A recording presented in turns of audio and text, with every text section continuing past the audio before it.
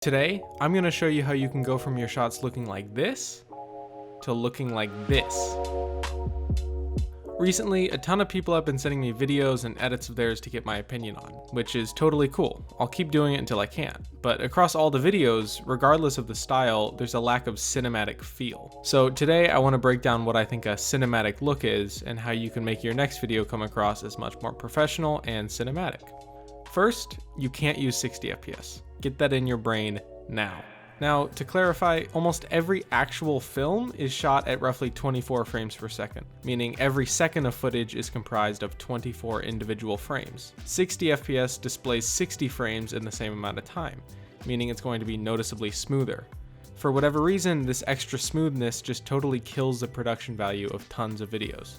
It's a little hard to explain, so I've gone back and re-rendered some of my own edits at 60 and 30 FPS to hopefully illustrate the difference. Some people may prefer the look of 60 FPS because it's what they're used to seeing the game played at, but trust me, if you're going for cinematic, use 30 or 24 FPS. Also, two quick notes to this. I edit in 60, but when I render the video, I set it to 30 FPS.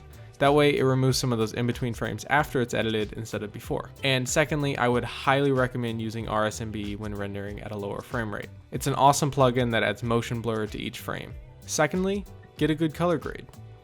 Easier said than done, but getting colors for your video can totally dictate and change the tone of the entire piece. Now, my color correction is a little different for every video I make, but every time I start with the Red Giant Looks plugin for After Effects. I find a preset I like and I work off of it. Usually shadows have a bit of blue to them, midtones have a bit of orange, but it doesn't really matter. There's plenty of color grading tutorials online that you can check out for whatever software you're using. Especially for Rocket League, you really only need to get the basics down, which is why these presets are so useful.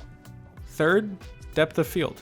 Something that almost every blockbuster has is a really strong depth of field. It isn't necessarily that more is better, but some good depth of field can definitely go a long way. There are some basic depth of field settings built into the game, but I'd highly recommend using Reshade, which I have a separate tutorial on. Fourth, it's not necessary, but cropping your video to a more cinematic aspect ratio can help a lot. I usually only do this for my more serious edit type videos. The player montages, where it's better to have as much clarity as possible highlighting the plays, I keep the aspect ratio standard. Some films are 21:9 and some films are others. Just look up common film aspect ratios and copy one you like. Fifth, film grain. This one often goes unnoticed, but adding some film grain back onto your shots can help a ton in tying the footage together and making it look extra cinematic. It's hard to tell with YouTube's compression and everything, but trust me, it can help a lot. I use the BCC film grain effect from the Boris FX Continuum plugin pack, but I'm sure there are plenty of online tutorials for how to get film grain in your editing program of choice. Now, obviously there's plenty more you can do to your footage, but I think these 5 things definitely give you a good place to start. And remember, it's going to take a lot of time and practice, but the more you experiment, the better you'll do. I believe in you. Hold on, quick announcement, big announcement, community Discord. What the heck? A bunch of people have been asking, so I went ahead and set one up. Huge thanks to this guy for tying it all together. This is the link to join.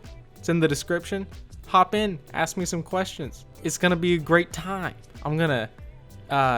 You might be able to participate in a video. It'll be great. Bye-bye.